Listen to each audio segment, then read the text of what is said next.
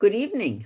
This is Betsy Stites, and I'm president of the Woodbury Cottage Grove Area League of Women Voters, and we're just thrilled to have you all here tonight. We're going to have a wonderful meeting with Gretchen, Sabel, and Jim Stark about water.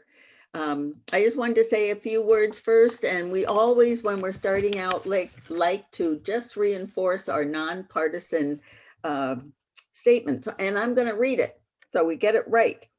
The League is nonpartisan, neither supporting nor opposing candidates or political parties at any level of government, but always working on vital issues of concern to members and the public. And we're really so pleased to be here. Obviously, our goal is to empower voters and defend democracy. And part of that is educating everybody on very important issues. And water is one of our highest priority. I'm going to turn it over to Lynn Marcus, and she is going to be our facilitator and our host this evening, and she'll introduce Gretchen and Jim. Take it away, Lynn. Hello, everybody. It's with great pleasure tonight that we get to hear from Gretchen Sabel and Jim Stark. They are respected water experts, and they collaborated on the development of Minnesota's important 1989 Groundwater Protection Act, among other more recent efforts. They are continuing their teamwork tonight at our request to help us understand our water and Minnesota water legislation.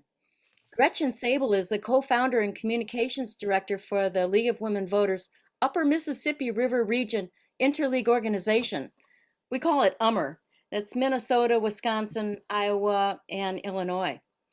Additionally, Gretchen is president of the League of Women Voters Anoka, Blaine, Coon Rapids.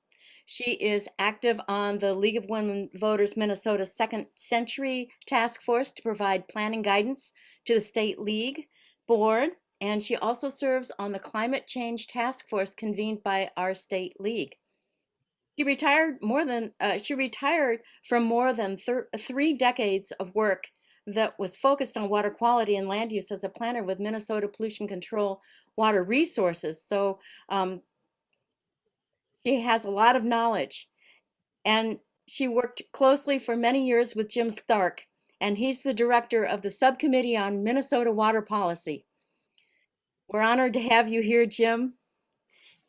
The Subcommittee on Minnesota Water Policy is part of the Legislative Coordinating Commission at our state capitol.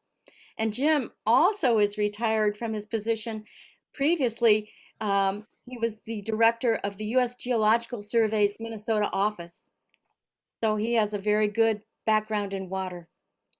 Those of you that are watching in real time may type your questions into the Q&A box at any time. Questions will be answered after we have heard from both of our speakers. Gretchen and Jim kindly agreed to recording, so a link to this video and slides will be mailed tomorrow to all of you who have registered for this program, and they're actually going to be on our League of Women Voters Woodbury Cottage Grove website. So I think we'll start with Gretchen's presentation. And thank you, Lynn, for a nice introduction. Have we got the first slide up there? I will say that while we have separate presentations, we have worked together on getting this together, and it was meant to be one slideshow, but it was kind of big, so it's 2. So you want to move us on here? Thank you. What we're going to talk about tonight is where does water come from in Woodbury Cottage Grove? So we're just going to focus in on this part of the metro area where you guys live, how water is used in Woodbury Cottage Grove, where does water go once you're done using it? How does our legislature approach water issues? What water-related bills are currently under consideration in the legislature? And what about future bills? So a full night, we're going to try to be efficient in our presentation. So let's move it on. So first, where does water come from in Woodbury Cottage Grove? Y'all know what a watershed is, right? All the water that falls on the land in a given area goes to one point, and that's called a watershed. All the water goes to the same area. So you have 3 watershed groups that cover your area. Ramsey, Washington Metro, Valley Branch, and South Washington. You want to change the slide? So this is a map of the watersheds in the metropolitan area. You can see that Ramsey, Washington Metro reaches most of Ramsey County with a little bit of your area. Valley Branch comes down from the northern parts of, well, the central parts of Washington County. And then South Washington is kind of an accumulation of little streams down in the southern part of the county. Move it on. So this is the website for the Ramsey, Washington Metro Watershed District. Their websites are excellent. And if you want to learn more about your watershed, go there. They have mapping tools, they have projects. Like I said, this is Ramsey, Washington Metro. Next. This is Valley Branch. Valley Branch has a lot of things. You can see that they have grant programs. You can virtually attend their meetings. You can find reports and projects. So there's a lot of different things that the Watershed District does for you. The next one, please. The South Washington Watershed District, I like this picture because it shows you some of the things that you could get grants for at your house. You could do rain gardens, you could do shoreline buffer, you can do native plantings.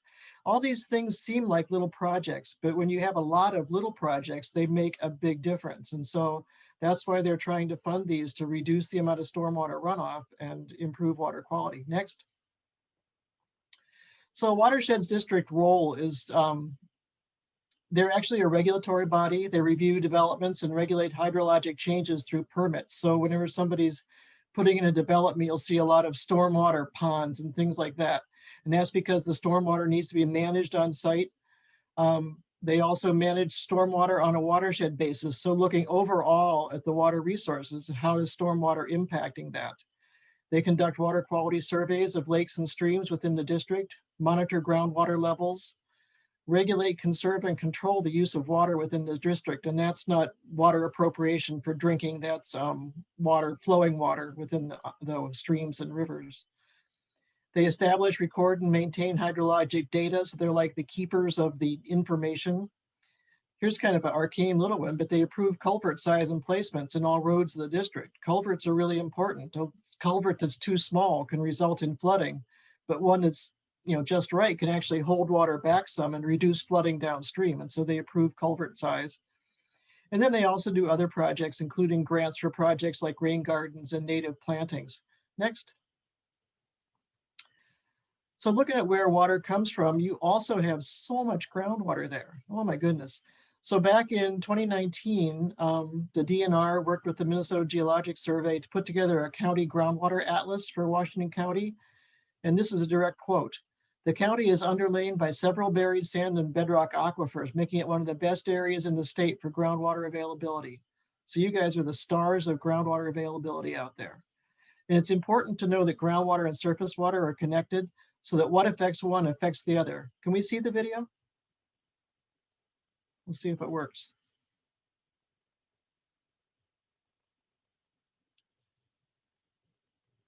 And if it doesn't succeed, we can just go on. Those of you that are members, I think you probably got a supplement sheet that had a link to that video too. Oh, here we go. Oh, there's more water. So this shows how water moves in a karst landscape. Karst is a kind of fractured bedrock that water moves very quickly through. So what doesn't show in this map is that that is actually coming into Washington County as well. You see that the water table. And where the water table is intersected a stream bed, then the groundwater actually comes up into the stream. A spring is where groundwater comes out of the ground. And in karst, you'll see a spring and it'll flow over land for a while. And then it may sink back into the ground. So the streams disappear. Water flows down through the ground into fractures, and it also flows through the bedrock. So you can see how any kind of thing that you have going on the land, your septic system, feedlots, agriculture, stormwater ponds, various kinds of pollution can sink into the groundwater. And there's so much interaction between groundwater and surface water that you can't really consider them isolated.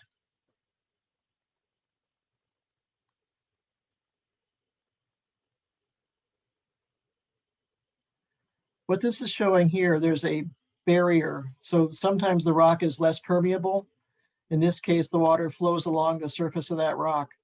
And so what happens there is the wells that are finished above the shale are a lot more susceptible to pollution than the ones finished below the shale, but the ones below aren't fully protected. So, you know, a deep well has a better chance of doing better. And that's because the water in these shallow wells is just days to decades old. And the deep wells can be decades to several centuries. And when we say several centuries, it could be more. So long ago water. We're using fossil water, actually. A lot of us use fossil water for very current practices. We can stop this now. So what I wanted to do here was just to show the interaction of groundwater and surface water. You want to go back to the next slide, then?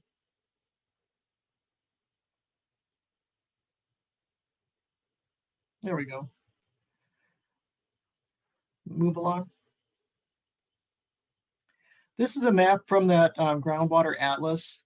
And when you look at it, you can see the large blue circles are water supply wells. And so whenever someone wants to pump more than 1 million gallons a year, they need to get a permit from DNR. And this is a map showing the water appropriators from 2016. So that was the year that they had for this. So you can see the blue is water supply. The green is non-crop irrigation. So that would be your horticultural people there. Oh, and there's also agricultural irrigation. So there's two kinds of green. Special categories, you see the orange there, those are pollution containment wells. So that's what Lynn was talking about at the beginning.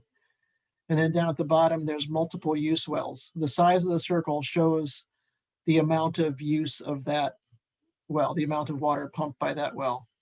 So that's kind of a very interesting way to take a look at water use in your area. The next slide, please. The other thing about groundwater, remember the video that you just watched, groundwater can be very susceptible to contamination. The green areas here are more protected groundwaters. The yellows are the interim, and the green is the least sensitive, or the most, or the red color, I guess, or the peach color, and whatever color you would call that. The darkest color is the most sensitive. Salmon, the salmon color is the most sensitive to pollution. And so things that happen on the land surface can affect groundwater much more quickly in these areas. Next. So this is PFAS. You guys know all about this, and it's certainly a factor in water management in your area. Jim, did you want to say something about this, or you want me to keep blathering on here? No, keep going. You're doing a great job. Huh, okay. So the Minnesota Pollution Control Agency has put together this Minnesota PFAS blueprint, and they've been using the money from the 3M settlement about PFAS to work on this. Science and environmental regulators have reached a consensus that significant actions are needed, and that's really true. Let's look at the next slide. This shows the detections of PFAS. Here they call it PFBA, perfluorobutyrate, and which is one of the PFAS chemicals. And you can see in greater detail where it's been detected. And you can also see the age of the water. So it's a little technical here, but basically, those of us that are children of the 60s, remember when we were doing nuclear bomb testing?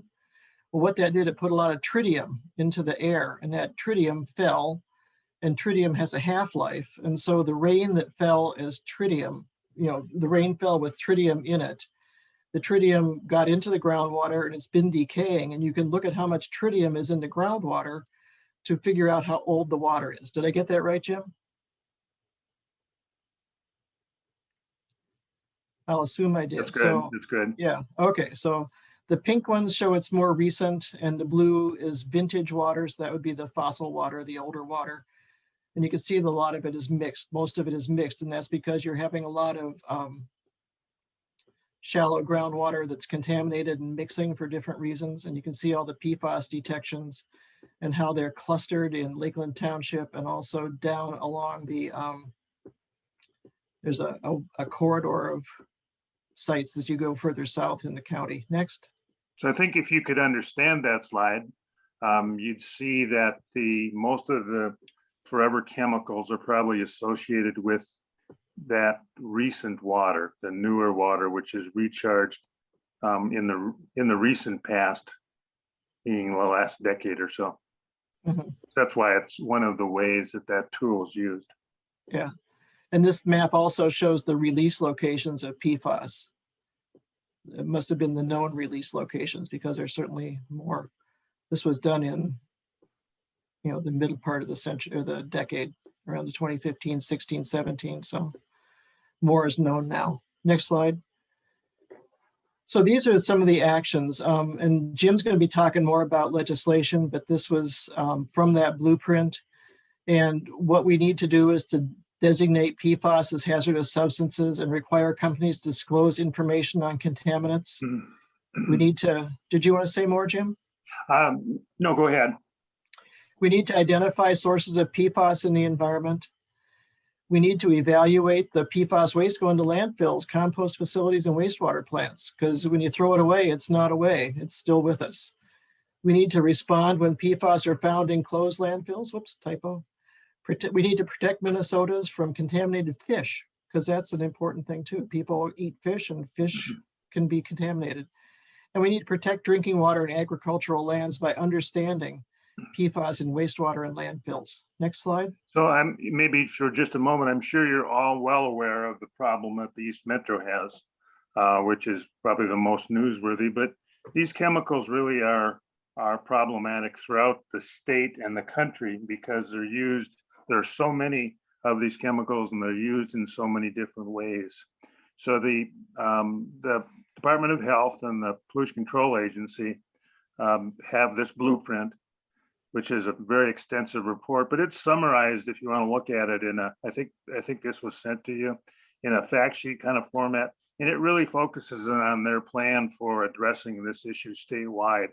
And that's just to summarize it as quickly as I can. It's about prevention. So preventing new introductions of the chemicals into our ecosystems, and then managing those that are there, and then cleaning up those where they need to be.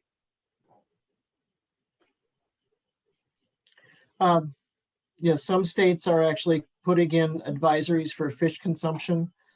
So that was something that came to our attention. Statewide water quality standards for PFAS are needed. We need to monitor PFAS in groundwater at landfills. We need to develop a plan for monitoring in wastewater. Inhalation toxicity is a concern. We need to test for PFAS and air quality permits. A lot of the PFAS that we find comes from firefighting foam. Say that 7 times quick.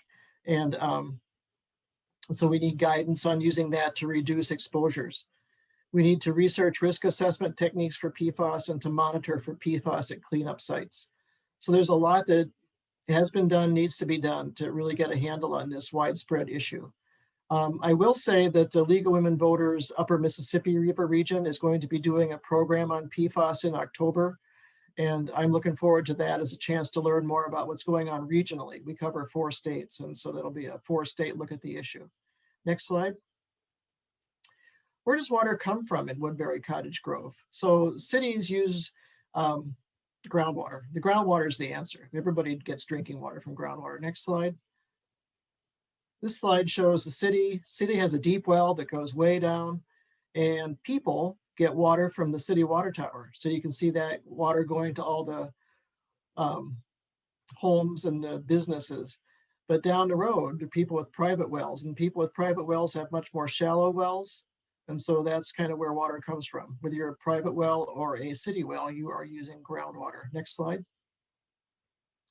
Where does the water go?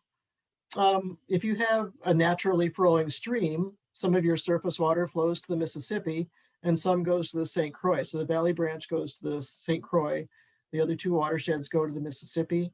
Some of the surface water recharges groundwater, which is very important. And then groundwater also discharges to these rivers. So again, it's that interchange between surface and groundwater that is always going on. Next slide.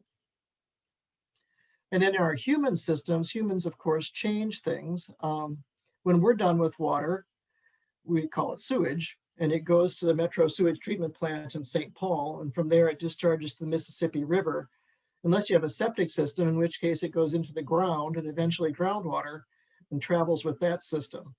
Stormwater is water that runs off. When we have rainfall, we have runoff.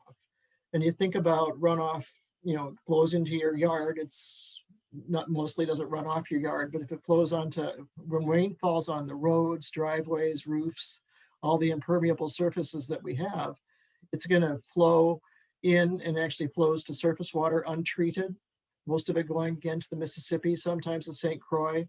And so there it's picking up salt, lawn chemicals, pet waste. And all those things are pollutants that make stormwater a big deal. It doesn't take much salt to really contaminate surface water, contaminate water and make it unusable. So next slide. This is from that groundwater atlas I told you about. And it just shows in your area where groundwater flows. So groundwater flows under the ground, like you showed in the video. And some of the groundwater flows to the Mississippi and some of it flows to the St. Croix. Next slide. So I got these slides from Carmelita Nelson. Carmelita is the water conservation consultant with the Minnesota DNR. Next slide. Because we wanted to focus a little bit on water conservation because it's really important for sustainability. The water that we have is the water that we have. And so the more water that we use is the more water that needs to be treated. When we don't use the water through conservation, it reduces the need for expanding our water acquiring practices. When we use less water, we avoid water use conflicts, and it also helps equity and social capacity because everybody has a right to good and affordable water. And it's important that you don't use more than your share. Conservation helps to extend existing water supplies, and it also reduces the carbon footprint and conserves energy. Next slide.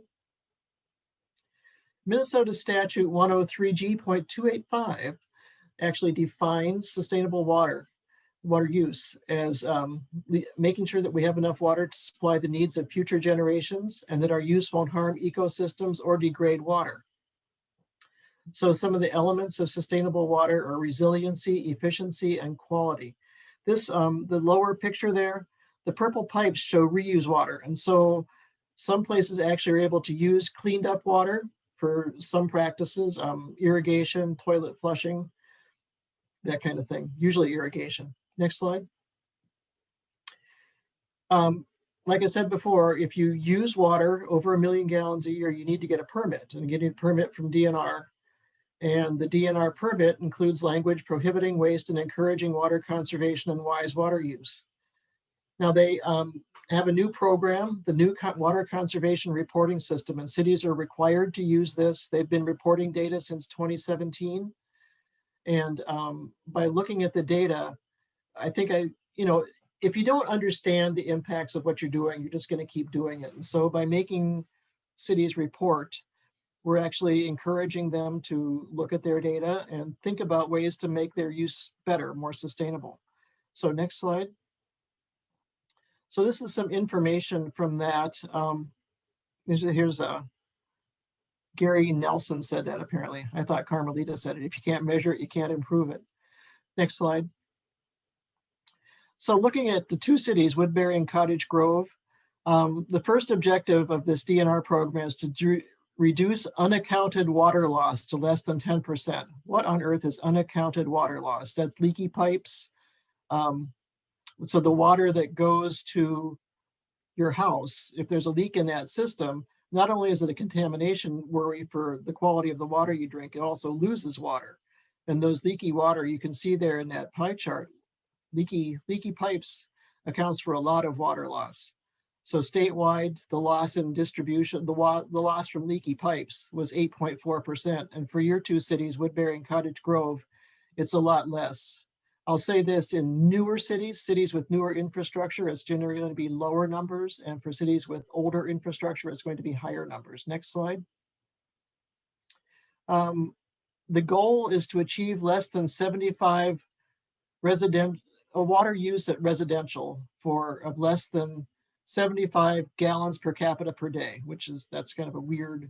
So think of it, each person in your house would use less than 75 gallons per day. And that's not just what you drink, but it's all the water that you use, your irrigation water, your toilet flushing, your laundry, your showers, everything that you use that goes onto your water bill would be your water use. So in 2019, Woodbury was using 71 gallons per day. In 2020, 79. Cottage Grove went from 60 gallons per day per capita to 79. And much of that is just because we were home a lot more in 2020. So we ended up using more water since we were here to use it. The statewide gallons per capita per day is 52. So that's an important statistic. I think that a lot of suburban water use is irrigation, summer irrigation of our lawns. And when you have areas where they're not doing that, the water use is a lot less. Next slide. Objective 3 is to achieve at least 1.5 reduction in non-residential gallons per capita per day. So both cities saw a reduction in non-residential water use. And that's probably because there was less business going on. So it'll be interesting to see how it turns out in 2021 and 2022. Next slide. They want to achieve a decreasing trend in gallons used per day. And so they're encouraging cities through this system to find ways to reduce the water use total. Since they started reporting, Woodbury has seen an 11% reduction and Cottage Grove a 31% reduction. But some of that could have been because of the institutions and businesses being closed. Next slide. Now, this is the one that we were talking about, the use of water for irrigation. You want to reduce it's called the ratio of the maximum day to the average day. So on the hottest day of summer, when everybody's watering, that would be a max day. And then the average day is when you take all 365 and divide it by 365. So you want to reduce that ratio of the max day to the average day. About 75% of utilities meet that 2.6 goal. 80% met it in 2018. And you can see there for both Woodbury and Cottage Grove, they are below that 2.6, but that doesn't mean that they can't do better. So certainly things you can do to reduce that use of water irrigation would be good. Next slide. These are just some of the things cities put in comments. You can see that Woodbury continues to grow, 402 residential, 14 new non-residential connections. Woodbury, of course, had to install a temporary carbon water treatment plant to treat for PFAS. They amended the lawn watering policy to include private wells, and that went into effect on January 1, 2019. And they require regulations. They require sensors and smart irrigation controls for new installs. Cottage Grove has been selling water to Woodbury. They have 301 new connections and 5 new non-residential connections. And in Cottage Grove, they repaired water main breaks that saved a lot of gallons of water and saved a lot of money too. And they also started working on some smart irrigation controllers. Next slide. I think that Jim might be the next slide. So let's switch off to Jim's slides. And Jim's going to talk about legislative things. Go, Jim. Hi, everybody. I don't see. There we go. Good. Hi, everyone. We're going to switch gears a bit and talk about water in the legislature. And I work for the Legislative Water Policy Committee. I'll talk a little bit about that.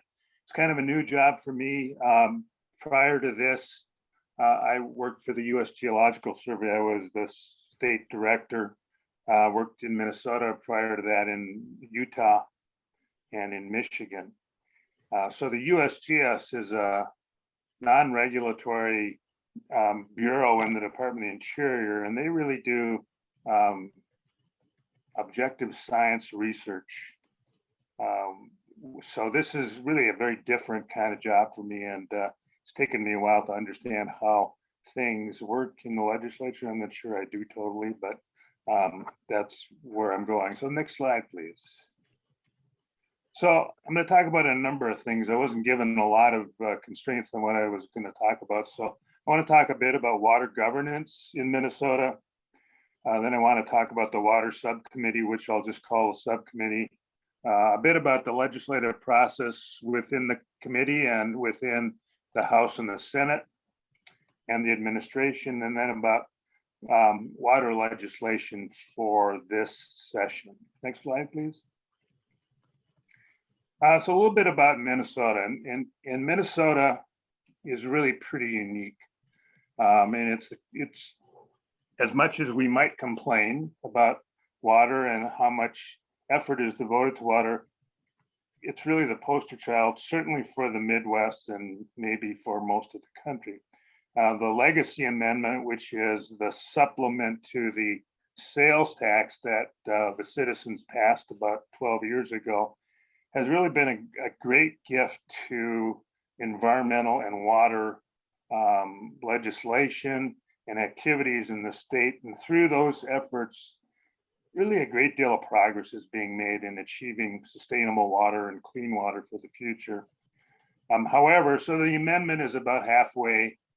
It's about halfway into the amendment period. It has to be re-ratified by the citizens in 2034. The demographics of Minnesota in 2034 are going to be very different than they were when this was passed originally. So, and there's information that suggests that the efforts to provide clean and sustainable water for the residents, those expectations may not be met by programs that are underway by 2034. So as the amendment reaches about halfway now, I think it's time for the agencies and the legislature and the administration to reflect and refocus on the goals, as that amendment will end and will have to be re-ratified in 2034. Next, please. So I talked a little bit about Minnesota's water legacy, and it has a great set of guidelines and backbone to support the work that's done to provide clean water. It didn't start in 1989, but it's kind of maybe the Groundwater Protection Act of 1989 may be a point where groundwater environmental management and governance kind of changed. And then there's a whole series of reports and documents which guide the work that are being done by the agencies and through work at the legislature up through the present. So there's a background of plans and guidances that are, for the most part, being followed pretty closely. Next slide, please. Next, please.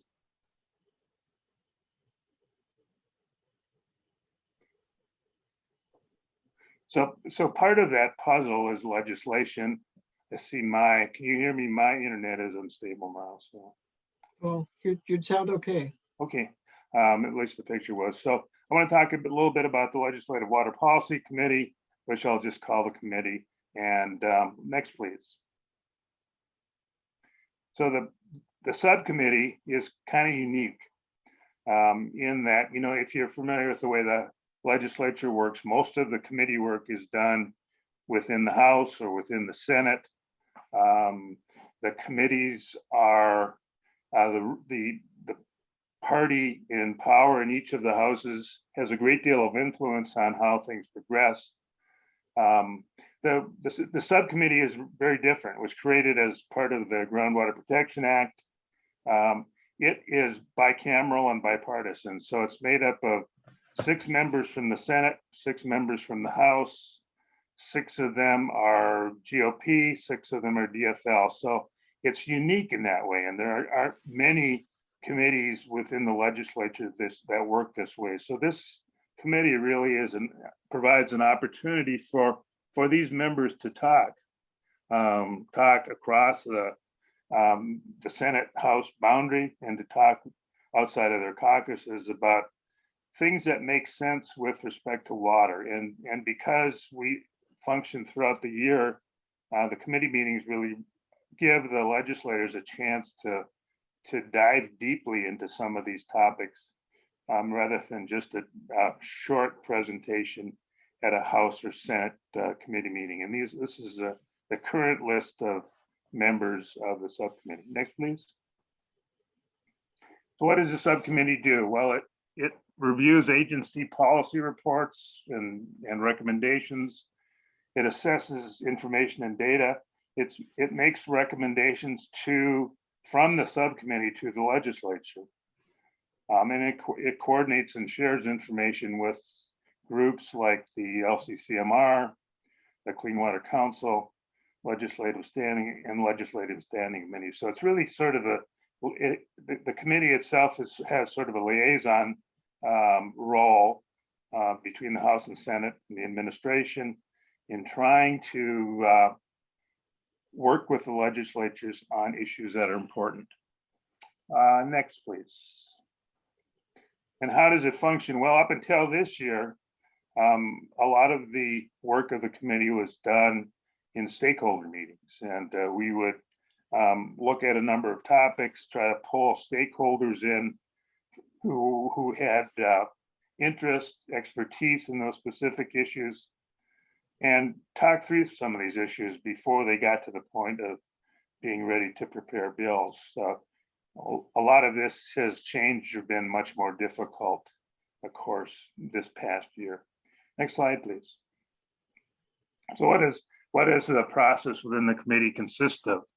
So we get recommendations and requests from members of the legislatures, from stakeholders, from administrative documents and reports, from surveys that we do from those stakeholder meetings. And then we go through a ranking process and a consolidation process, which results, prior to the session starting on consensus within the committee. So the way the committee works is that they reach consensus on bills that will move forward. And those bills, of course, are introduced then by individual members, not by the committee itself. After that point, there's feedback from the agencies. Once those bills are introduced, there are recommendations in hearings in both the houses, in the House and the Senate, and negotiation ultimately incorporated into a bill for the governor's signature. So that's sort of the process. Ultimately, though, it lands on individual legislators' desks to introduce.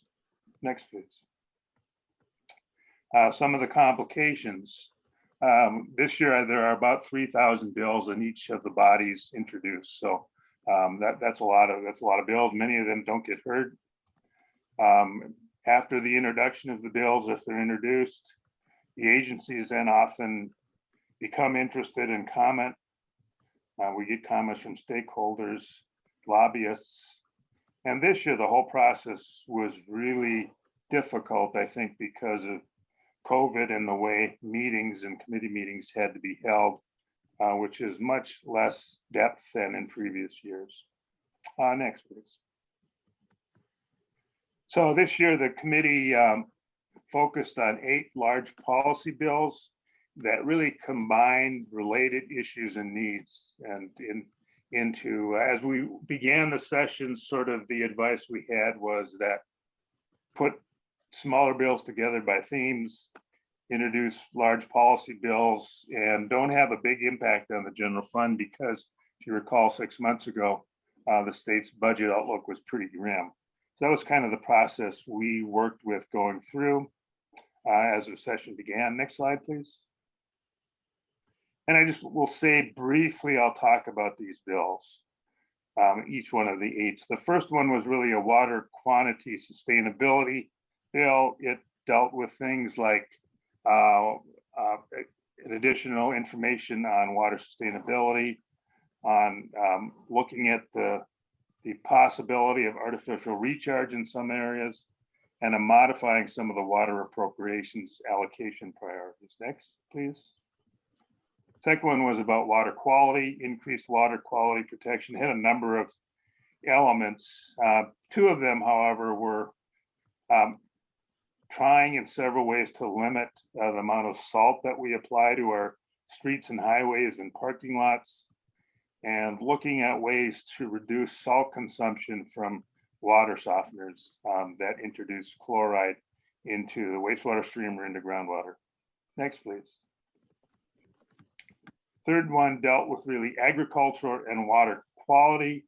It focused on soil health action plan at the University of Minnesota, and then agricultural research and outreach for precision agriculture, which improves soil health, reduces runoff, saves water. Next, please. The fourth one was a bill, a safe drinking water bill. It contained an element which would have required private well testing at the point of sale. It also dealt with composting facilities that contain some of the forever chemicals that get into the compost stream, make those wastes then very difficult to compost and reuse. And it also worked with a network for monitoring unregulated contaminants. Next, please. Fifth bill was all about wastewater treatment. It dealt with a number of things, but kind of an assessment of the emerging contaminants that enter wastewater plants and how those are or aren't processed in those plants. And it dealt with kind of mundane things like non-woven disposable products, which get into the wastewater treatment stream and create huge problems for wastewater plants. Next, please. The sixth bill was about water retention. It dealt with stormwater generally in urban areas, looking at the effect that stormwater has on groundwater. And then it dealt in much of the state with a plan to store more runoff and rainwater on the land before it enters the streams and to slow that process down. Next, please. Seventh one was about water governance issues, and it contained a number of elements which dealt with the way we govern our waters and possibly some improvements to some of those issues. Next, please. And the final bill was about ag buffers and ag riparian buffer tax credit for those who have had lands put into buffer programs along our streams and rivers. Next. So that's a very quick, brief summary of some pretty complicated bills. Again, there are about 3,000 bills in each the House and the Senate this year. The success rate for those moving into law is pretty low. It's a little early to tell how these bills will fare. They're in the process now of combining some of them, most of them, into omnibus larger bills. Some of the bills have moved within the committee, some have been combined. The focus on large bills and water policy and minimal budget impact may not have been the best approach for the committee this year because so many things changed with respect to the state's budget outlook as the session has gone on. But things have changed during the session, and COVID complications have really limited the ability of the legislature to hear bills just because they're all remote and their time frames for these hearings are brief and not flexible. And it's been I think a very complicated year for the legislature to learn how to function in a way they never had before. Next slide.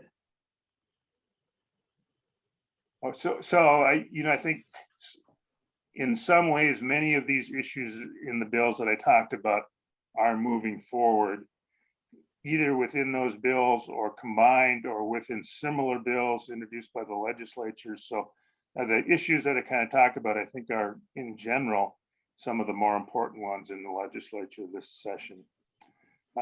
That being said, I think water is not probably certainly not the utmost issue within the legislature this year, and I think that shows. So next year, we'll continue to promote the existing bills. If you go back one, that'd be good.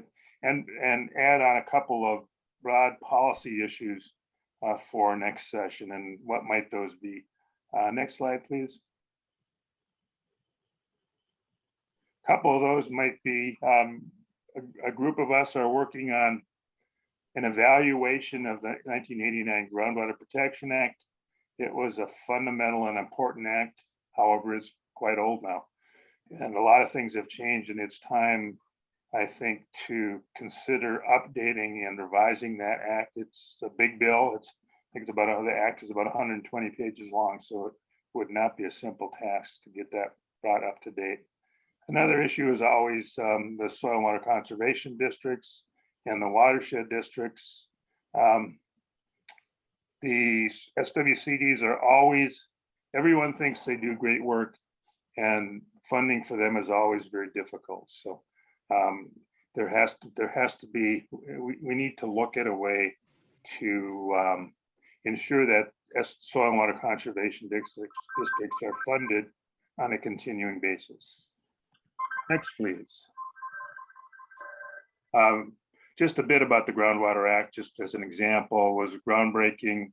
All the primary environmental agencies and groups played a role. It had bipartisan support. It resulted in numerous policy and funding provisions, but it's now 30 years old. Scientific capabilities, things like climate change and emerging contaminants are new, since that act. And most of the legislators are probably not very familiar with what's in the act. Next slide, please. Now I've talked about the SWCs. They're political subdivisions of the state. There are 98 of them. They have elected board members, but they don't have any taxing authority and receive funding from the counties in the state on kind of a ever-changing process. And each year, funding for them is a problem that has to be encountered at the legislators. But they encourage landowners to carry out best management practices. They're really the boots on the ground in most of Minnesota, and they're important, and we need to find a way to keep them funded on a stable basis. And I think next, I think that's the last of my slides. Next one, please. So I think now we can move into whatever questions or comments you might want to ask of us or discuss. Yeah, some questions have been coming in on the Q&A. I answered a couple. Lynn, are you going to be the question asker? Yeah, shall I start with the ones that you've answered or the ones that have yet to be answered? Well, I Whatever want you to see like. how she answered them. Not sure if everybody, if they're all seeing the same things we are. I'm gonna start with the ones that are still open. We have a question. We know about the 3M PFAS contamination in Woodbury, East St. Paul, and that may be seen on your map. But please explain the high incidence of PFAS in North Lakeland. Yeah, and I don't know. Jim, do you know more about what's happened there? I wasn't following the 3M settlement, but that was a large part of it, right? I don't know the details there, but I would surmise that it deals with groundwater flow and where some of those disposal sites were located near the groundwater divide between the St. Croix and the Mississippi. Again, our program tonight is to be a general overview, and we were not asking for people who had detailed information about PFAS to speak tonight. Our next question, why would there be opposition in the legislature to recommendations of the PFAS task force? That's a Jim question.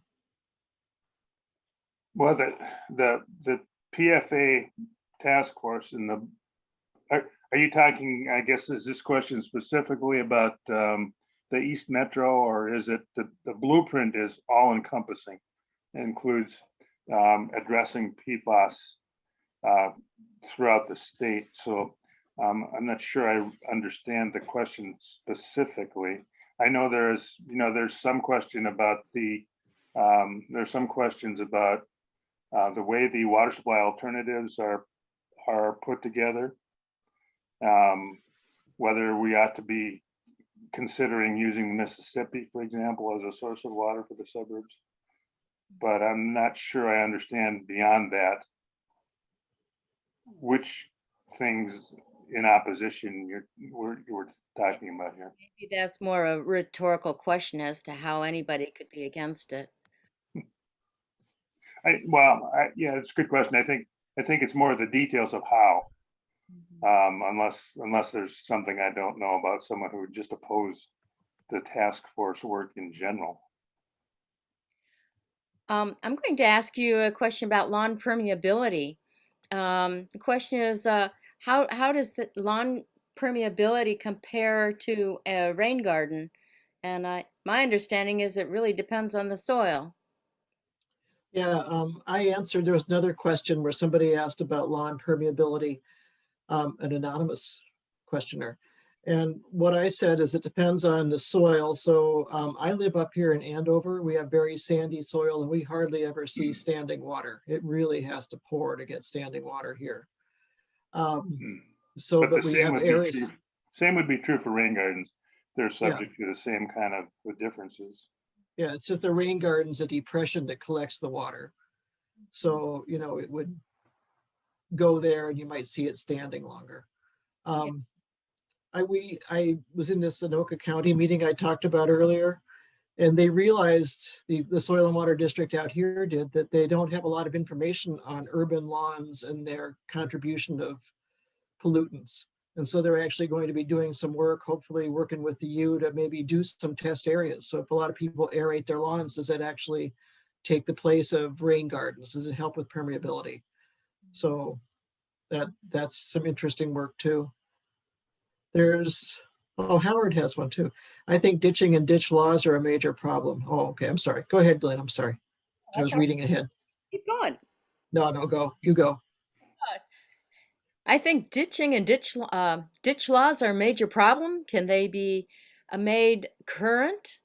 Is that current since they are very old laws? The Minnesota Groundwater Association put out a white paper on drainage, which would relate to ditch laws, that called for work on updating them. Jim, do you know of any work to update ditch laws? Well, you know, there are kind of two kinds of agricultural ditches. Some of them are judicial, some are not. But there certainly are things about, you know, that are moving forward, like two-stage ditches, which hold peak flows back within the upper stage. So there are things that are being worked on that and different kinds of inlet structures which hold water back, which all would be important to slowing that water down.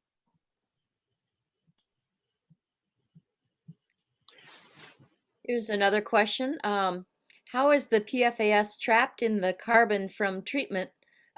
Just how do we dispose of the PFAS that's been trapped in the carbon during treatment? My guess is it's treated as a hazardous waste and sent to a hazardous waste site. That's my understanding. Yes, the carbon is moved to a hazardous waste site. Yeah. All right, our next question, very generally, why wouldn't the East Metro move to surface water as a primary source of drinking water? And that's something that DNR and a number of people have been looking at over the last couple of years. Yeah, I think a couple of practical reasons. One is that the treatment of surface water is generally much more expensive now. So there's sediment, there's particulate matter, and it has to be removed. That's one of the issues. The other issue is that the treatment plant for St. Paul, if that were going to be used, is very far away. So it's up in Maplewood, which, you know, complicates the movement. If they could use that treatment plant, it's a long way away from Woodbury or Cottage Grove. So I know it was one of the options being considered. I know that St. Paul did cut out its use of groundwater, and that was solely a surface water supplier. Right. If you grew up using groundwater, then you have a whole different way of treating water and getting water. And it would be like a whole rethink and a whole restart on using it. I would agree. My understanding was a lot of it had to do with the cost. Yeah. Our next question is, our recent climate has had lower precipitation. If this is a long-term trend, should we be concerned about our ability to replenish our aquifers? Yes. But I think if the trends are really the other way. There's more rainfall. We get more precipitation now than we did 10 years ago or 20, all the way back to the 30s. So the general trends are increased precipitation, but precipitation that is, the episodes are different. They're more intense, they're shorter term. They're not long-term frontal rainfalls that soak into the ground. But I think in general, and White Bear Lake is an example of, I think it's overspilling now. So the low levels in White Bear were pretty short in this last round. And in general throughout the state, I think rainfall is increasing. And would you, my understanding is with it increasing like that, with episodes that are more strong rainfalls, more of it is running off the top of the land and going into our surface waters and not going into our aquifers? I think that's true, generally true, but the magnitude of that, I think, varies, and we don't really know it. Don't really know the implications of that long term. I see that Andrea wanted to also answer this question, or am I misinterpreting that? Maybe I was misinterpreting it. Yeah, I was just marking it as it was being answered. Oh, okay, sorry.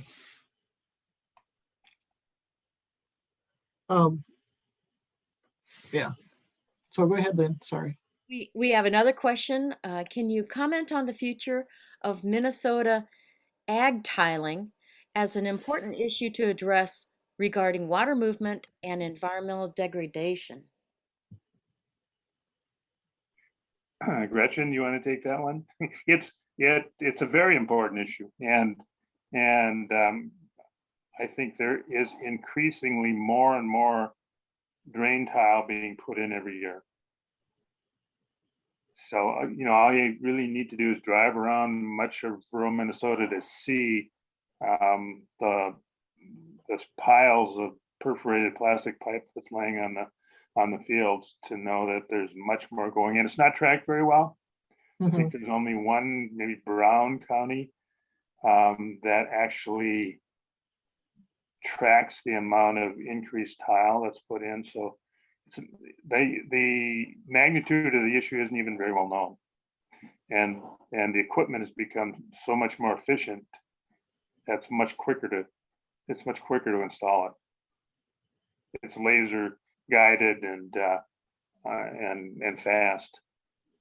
It's important to remember that tiling is important to farmers, and that what they're doing is actually engineering their fields to maintain water levels at certain levels so that they still have a store of water for later in the year, but can get in the fields earlier in the spring and dry it out. So, it's not just a thing that's done on a basis of causing,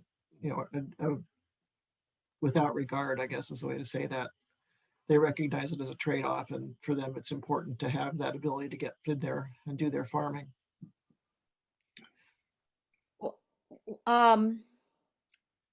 Where would you start in educating legislators about the 1989 Groundwater Act? Is that something we need to wait for the committee to be working on, or is that something the League of Women Voters can start working on? I think the league could certainly help.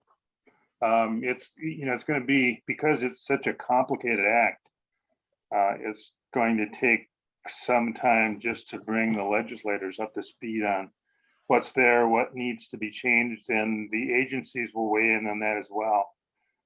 So if if the league could work on that issue, in addition, I think the Groundwater Association would be happy to work with them, Gretchen. Yeah, I'm sure they would. I've done talks for League on the Groundwater Protection Act, and it's always been well received because people, 30 years ago is a long time. And so to think about the things that we take for granted today as things that are how the world works, weren't though how the world worked back then. And it's interesting to think about things that changed it. So I want to ask two questions that have to do with the legislature. One, what is the perspective on omnibus bills as a process for moving water bills forward? Well, Yeah. it's a process, I think, that the omnibus bills combine any number of things together. And the omnibus bills on the environment this year in the House and the Senate look very different. So it is an opportunity for the members to discuss those and to move forward with the ones that there's good agreement on, and to negotiate on some of the issues that are important in one house versus the other. So as part of the process, I think, this year in particular, with kind of the way the session hearings have been shortened up, it's been very difficult to get detailed discussion and hearings on many of these bills. So it's a kind of a way of life, and I think it's a way to negotiate priorities between the two bodies in a legislature which is split like ours is. that's a more positive spin on them, Jim. As a person who's lobbied or has worked, not as a lobbyist, but worked on different issues at the legislature, it gets really frustrating because you'll have a bill and you're following it, and then no vote is taken, and then they hold it over for possible inclusion. And then a month later, 2 months later, it may or may not show up in a bill, and it may or may not be different. And it's really hard to track things and to know where they are, and to feel like you could have a voice in the process. So it gives a lot more power to legislators because It does. And it is a way for the House and the Senate to negotiate priorities that are in one place and not in the other. Yeah. Um, Back in the olden days, they used to do that in budget bills. Now they do it in omnibus bills. So go ahead, Lynn. It seems to me that there's been a growing trend to use water legacy money for general fund projects. Do you think that's true? And if it is there a way to fix that? Maybe after COVID? I don't know. I think undoubtedly, things are funded through the legacy bills that would be funded through the general fund if those legacy dollars weren't there. And I think there's environmental funding in the state of Minnesota is heavily dependent on those legacy dollars now. And if you look at other states that don't have those dollars, there is a higher percentage of general fund dollars used for the environment. So what that says is that amendment is extremely important. And if it were to go away, the state would be in a very difficult position with respect to their environmental programs. Then there's the whole issue of supplanting and supplementing, and that gets very, it gets very difficult to understand what, if things have been supplanted or supplemented. And smarter people than me would have to try to look at that and understand what really happened there. But bottom line is, because of the legacy dollars, Minnesota is a leader. And if that continues, they'll continue, I think, to lead programs that benefit the environment. I have a question from someone who says that our lake on the Iron Range has an outlet to the St. Louis River.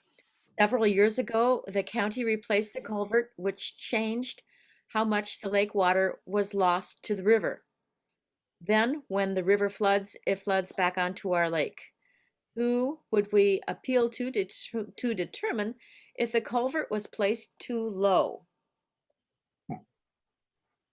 Culverts are a huge issue, and my understanding is that most of the culverts, well, they're important for a number of reasons, but they for fish passage is one of the most important. If they create a waterfall, fish can't get over them. So and they haven't really been installed with that in mind. So culvert placement's a big deal, and there are many thousands of them on the landscape. I know the governor's supplemental budget bill had some funds for culverts in particular. So that your actual question though is, if I understand it, probably depends on the road that the culvert goes under in terms of who regulates that culvert. But I think a place to start would be the Soil and Water Conservation District or the Watershed District.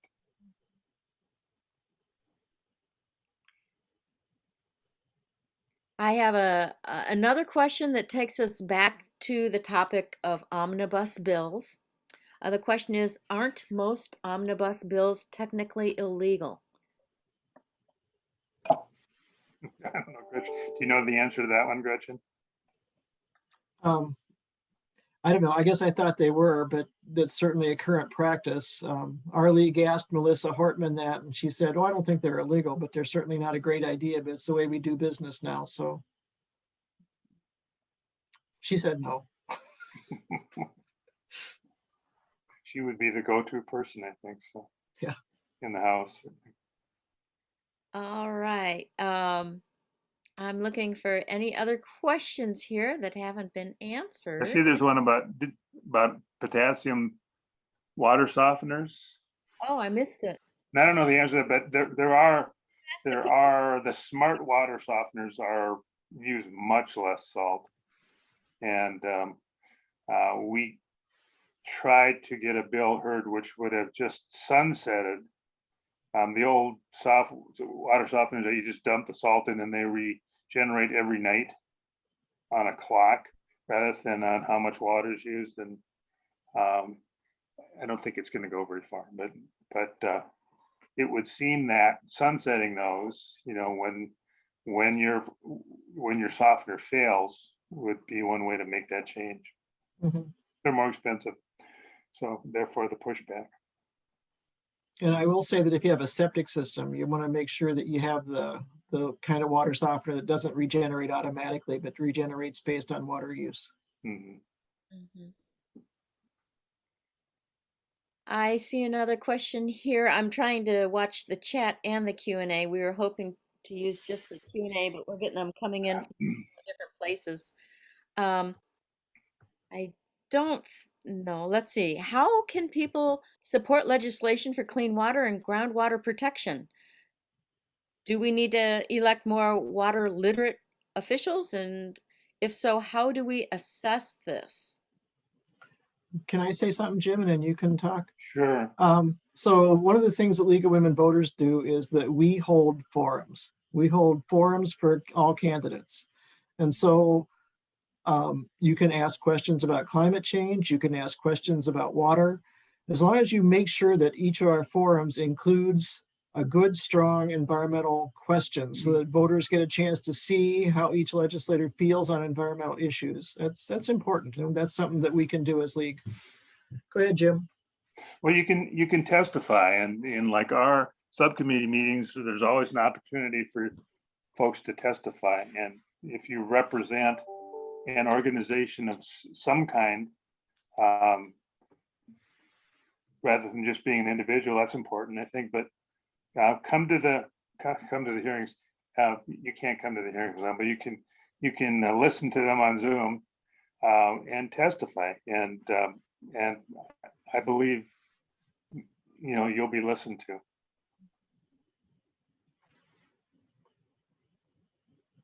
Do we have any questions that I have missed? Andrea? I see one question, and I'm sorry if we missed this, but maybe it was asked, but it's very generally, why wouldn't the East Metro move to surface water as a primary source of drinking water? Did we already ask that? Yeah, I think we Okay. sort of went through that. And I think Gretchen, I believe it's a capacity and a cost issue primarily. Mhm. The water would likely need to come from north of the cities where the supply chain comes for Minneapolis and St. Paul. And that's a long way. And the treatment is more complicated.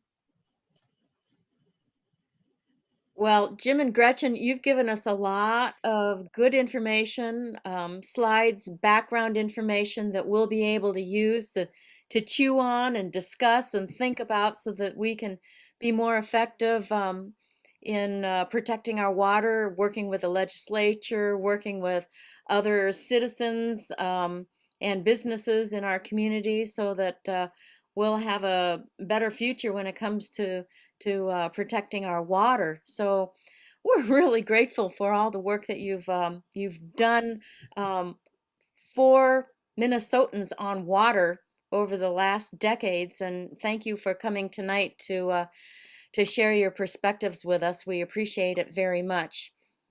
Thank you. Lynn. Thank you, Betsy.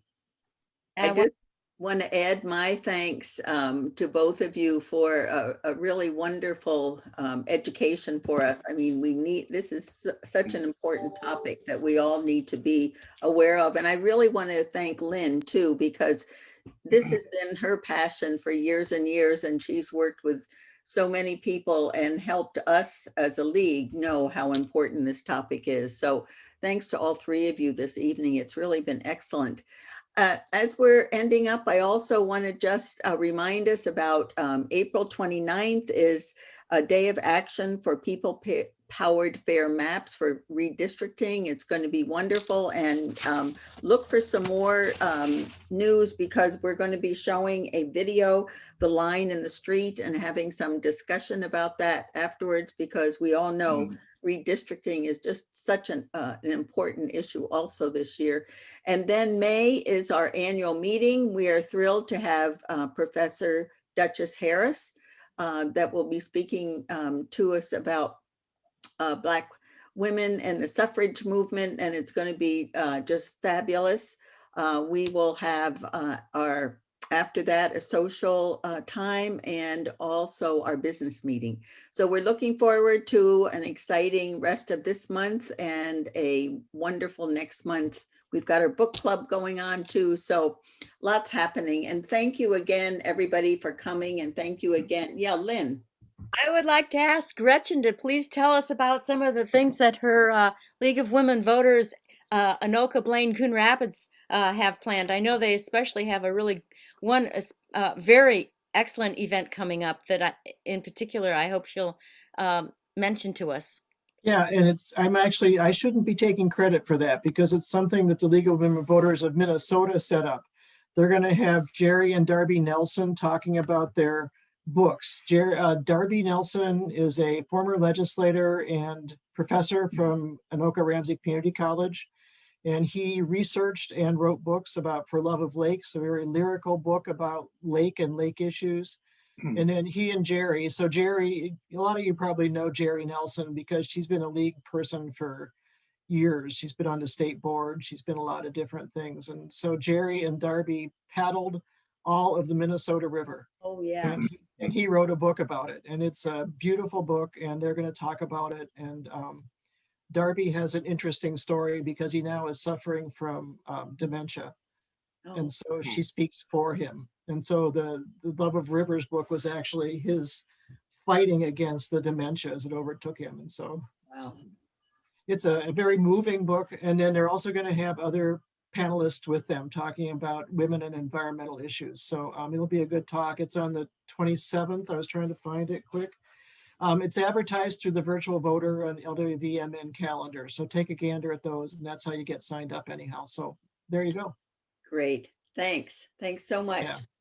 Have a Mhm. great rest of the evening, everybody. And thanks for coming. Thank you. Okay. Mhm. Bye-bye. Bye-bye. Bye now.